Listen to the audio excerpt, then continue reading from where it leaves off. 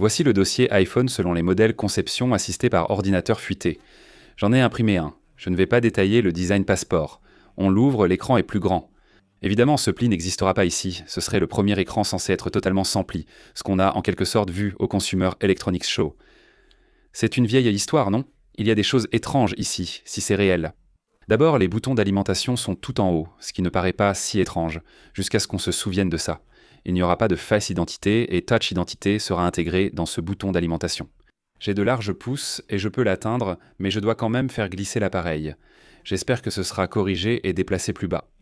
Si vous regardez sur le côté droit, et ce qu'il y a sur le côté droit de la plupart des autres téléphones, c'est le bouton de volume. Vous savez où? Apple mettrait apparemment le bouton de volume en haut, ce qui, je suppose, a du sens. Vous pouvez contrôler le volume ici, mais ce serait plus logique de le faire là. Vous remarquerez sûrement deux caméras, dont une offrant une meilleure vue du dessus, mais elles ne seront pas du niveau de celle de l'iPhone Pro. Les développeurs vont s'acharner à créer des logiciels pour ce nouveau format. Il va y avoir des applications de tout le monde avec une prise en charge complète des pliables, ce qui n'a pas vraiment été le cas dans le monde Android. Donc je pense qu'il y aura un énorme cas d'utilisation pour ça.